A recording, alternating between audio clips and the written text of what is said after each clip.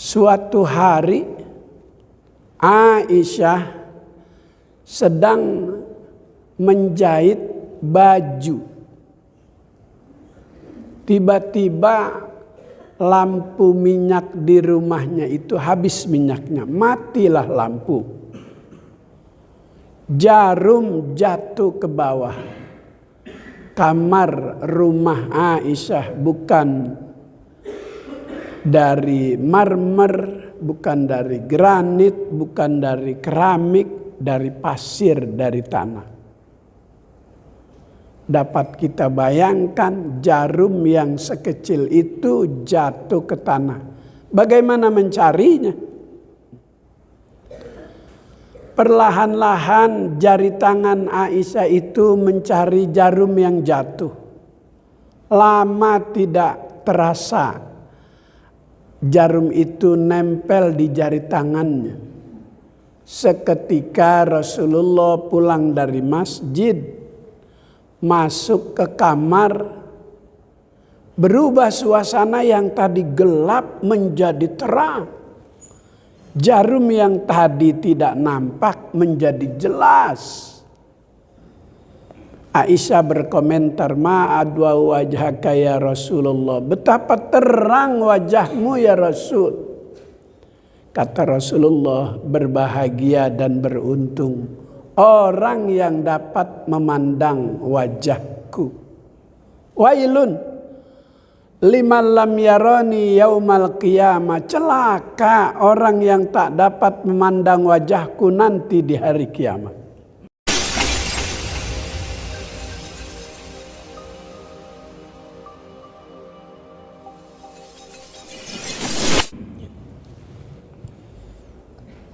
Assalamualaikum warahmatullahi wabarakatuh.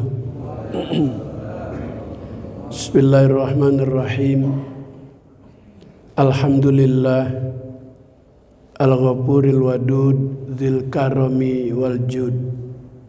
Salatu wassalamu ala sayyidina Muhammadin sahibil maqamil mahmud wal haudil mawrud wal liwa'il ma'kud wa ala alihi wa ashabihi ila yaumil khulud. Amma ba'du, subhanaka la ilma lana illa ma 'allamtana innaka antal alimul hakim. Rabbi shrah li sadri wa yassir li amri wahlul 'uqdatam min lisani yafqahu qawli. Yang terhormat Ketua Yayasan, Ketua Dewan Kemakmuran Masjid Al-Bakri, hadirin jamaah salat subuh yang insya Allah diberkahi Allah subhanahu wa ta'ala. Alhamdulillah telah kita laksanakan kewajiban salat subuh. Mudah-mudahan seluruh rangkaian ibadah kita diterima oleh Allah subhanahu wa ta'ala. Dilanjutkan dengan kewajiban yang kedua, thalabul ilmi. Mudah-mudahan Allah beri kita ilmu manfaat, taufik dan hidayat, ridha dan inayat, sehat dan afiat, membawa kita selamat dunia dan akhirat. Masih dalam kerangka bulan Rabiul Awal, menjelang akhir-akhir bulan kelahiran Nabi, kita lepas dengan mengingat sejarah kelahiran manusia teragung, Nabi termulia, Rasul teristimewa. Dia dilahirkan dengan 3 proses. Yang pertama, kelahiran yang berupa nuriyah. Yang kedua, wada'iyah. Yang ketiga, zahiriyah. Pertama, lahir melalui cahaya, nur. Qabla ay yakhluqa Adama bi alfai am. 2000 tahun sebelum Nabi Adam diciptakan, nur cahaya Nabi Muhammad sudah tercipta. Ketika Allah Ta'ala ciptakan, malaikat Jibril Allah Ta'ala panggil. Jibril, tolong kau letakkan cahaya ini, nur ini di dunia tanah yang paling suci. Dan nanti akan disebut manusia tanah suci. Ketika nur cahaya itu dibawa oleh malaikat Jibril, nur itu mengeluarkan cahaya, mengeluarkan suara, yang suara itu melahirkan kalimat-kalimat lafzul jalalah. Ketika ada di genggaman tangan Jibril, cahaya itu dibawa akan diletakkan di tanah suci, mengeluarkan suara subhanallah walhamdulillah wa la ilaha illallah wallahu akbar wa la haula wa la quwata illa billahil aliyyil azim. Itulah historis sejarah pertama Jibril membaca kalimat itu mengikuti yang keluar dari nur, dari cahaya. Dan ini menjadi sebuah kecintaan Allah bagi hambanya yang membaca 4 kalimat ini. Kata Nabi, ada 4 bacaan yang dicintai oleh Allah Subhanahu wa ta'ala. Ahabbul kalami ilallahi ta'ala arba. Ucapan yang paling Allah Ta'ala suka keluar dari mulut hambanya itu 4 macam. Yang pertama subhanallah, yang kedua alhamdulillah, yang ketiga Allahu akbar, yang keempat la haula wa la quwata illa billah.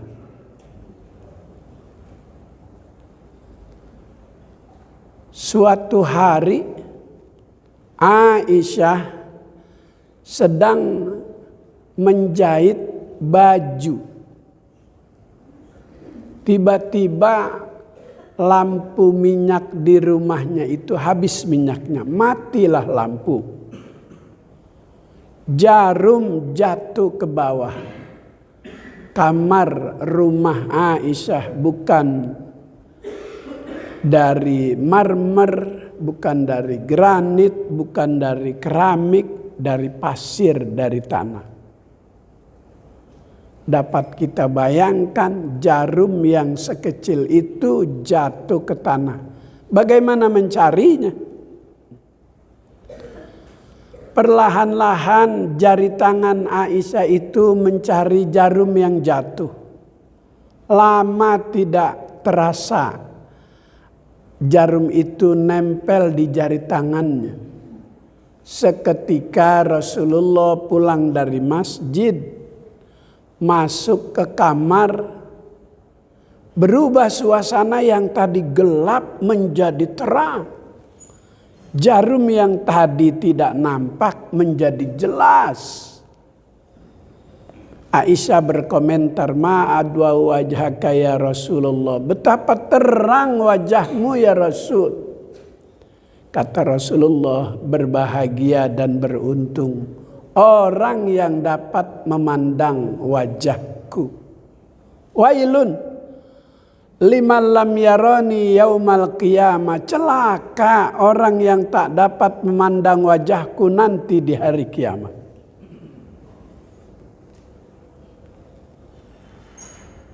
Syekh Yusuf An-Nabahani berkata, andaikan sahabat itu disuruh pilih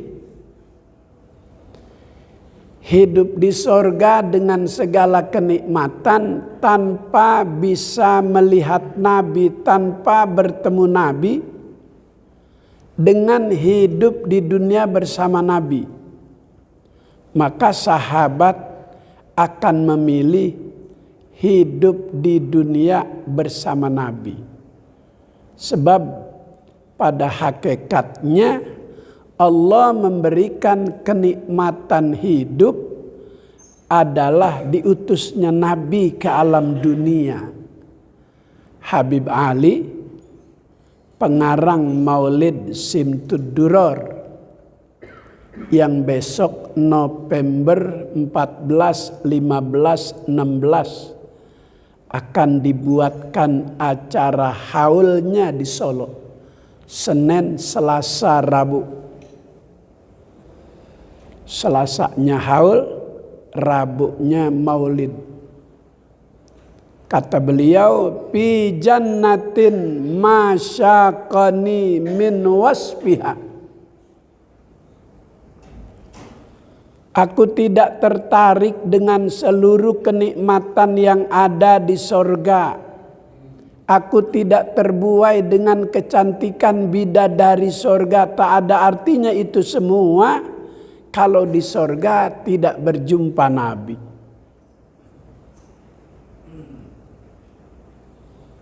Kayak pengantin baru, kamarnya luar biasa indahnya, harum semerbak, tapi tidak ada mempelai wanitanya.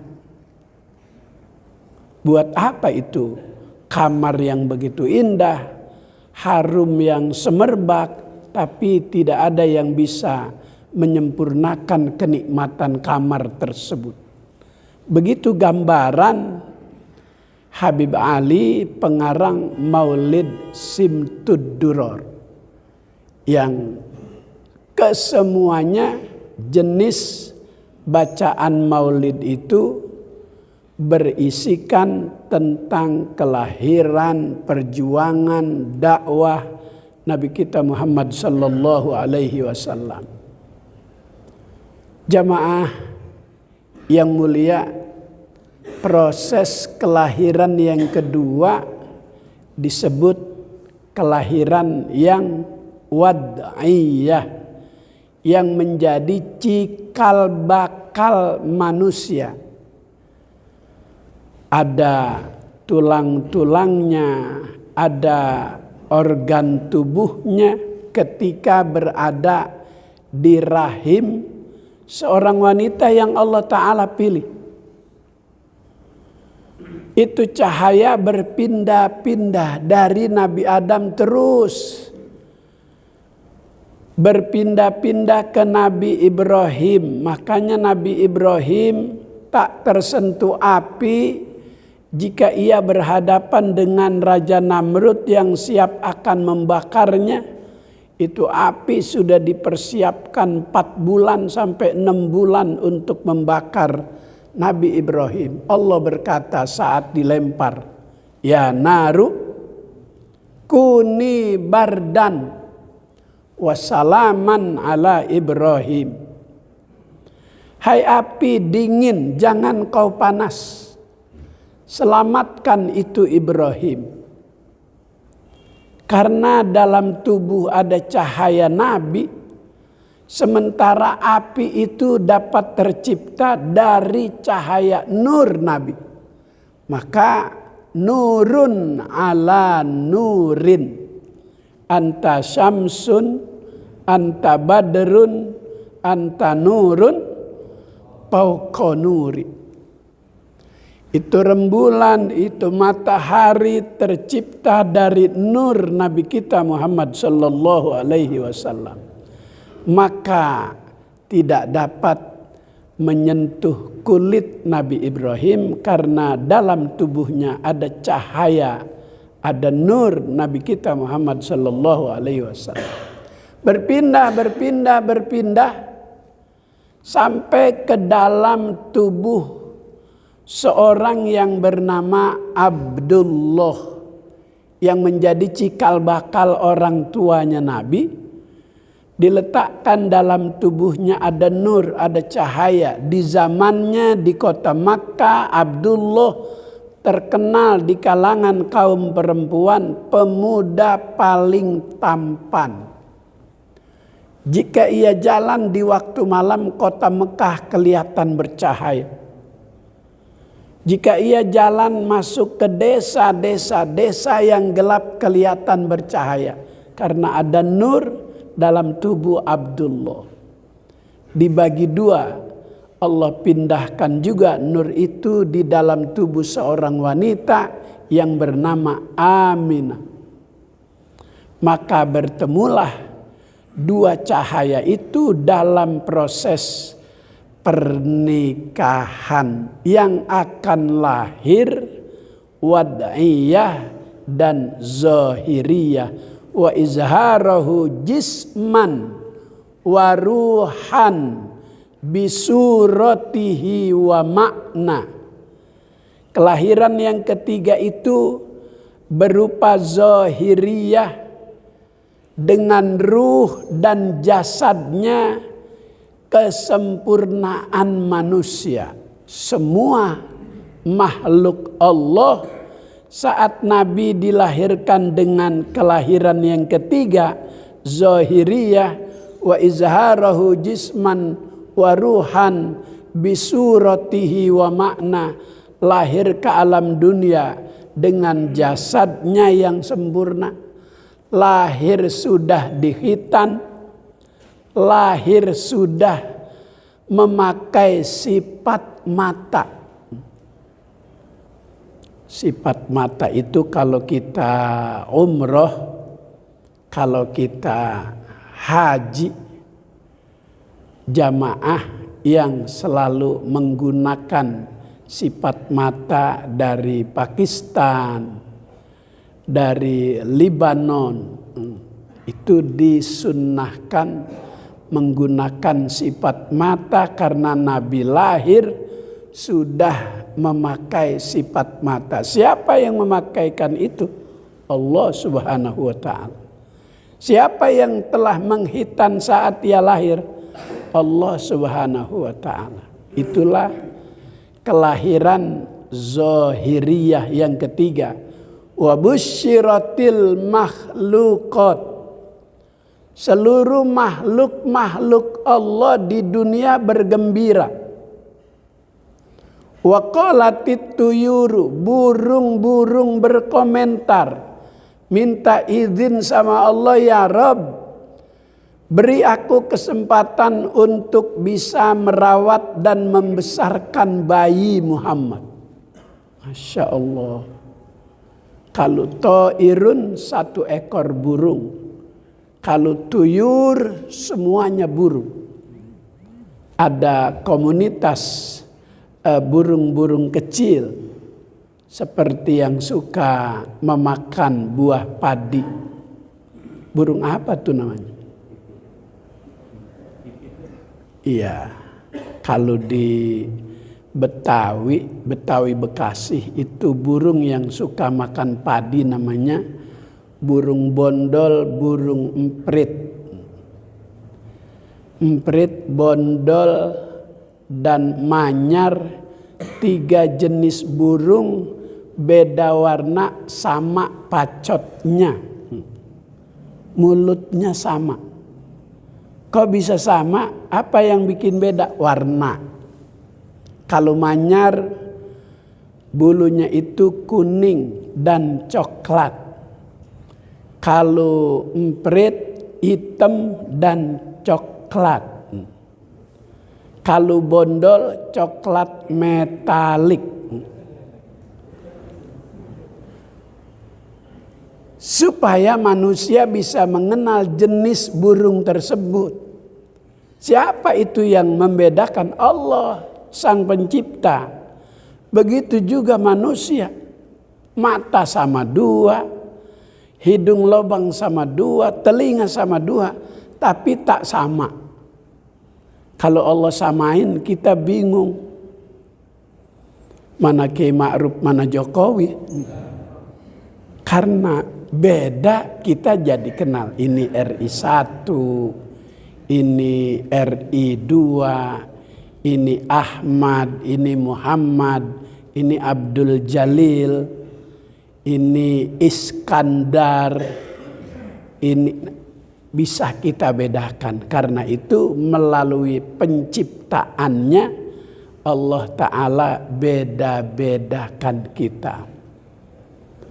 Wa qalatil wuhush, begitu juga binatang buas minta izin kepada Allah untuk bisa merawat dan membesarkan Nabi Muhammad.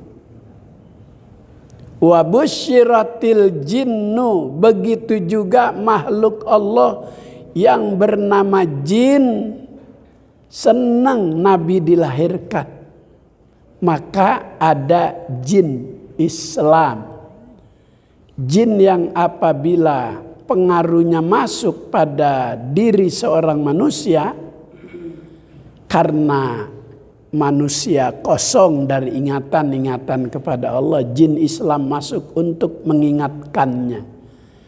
Jika ada orang pinter untuk mengeluarkan dengan bacaan-bacaan, jin Islam itu lebih pinter, lebih baik, lebih enak suara dalam membaca ayat-ayat kursi.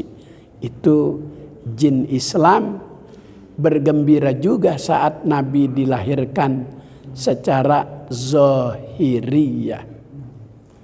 Kembali terdengar kalimat subhanallah walhamdulillah wala ilaha illallah wallahu akbar saat menyambut Nabi keluar dari rahim sang bundanya. Sampai saat ini kita umatnya berzikir tidak lepas dari lidah keluar subhanallah alhamdulillah wala ilaha illallah wallahu akbar. Dan itu yang manusia anggap remeh, pahalanya akan memenuhi timbangan kebaikan. Saat manusia dihisab, dihitung amal baik dan buruknya, ada yang 50-50. Malaikat tanya, ya Rabb, taruh di mana ini hambamu yang amal baik dan buruknya sama beratnya?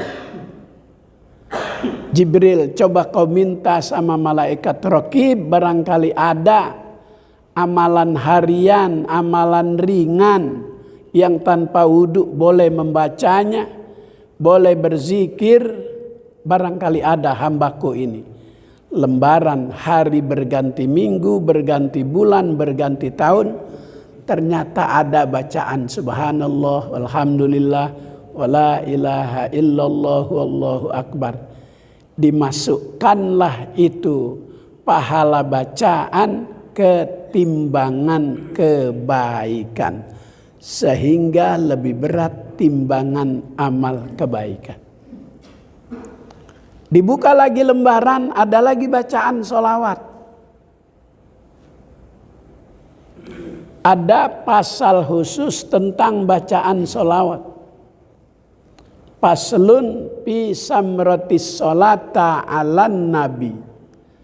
Pasal ini menerangkan tentang buah dari bacaan sholawat kepada Nabi. Qila inna mra'atan kana laha waladun musrifun ala nafsihi. Dikatakan ada seorang wanita punya anak musrifun ala nafsihi, sulit untuk diatur, sulit diarahkan. Wa ummuhu ta'muruna bil ma'ruf wa tanhahu 'anil munkar. Sementara ibunya tak pernah bosan, tiap hari memberi nasihat, nak, kerjakanlah perintah Allah, jauhi yang dilarang oleh Allah.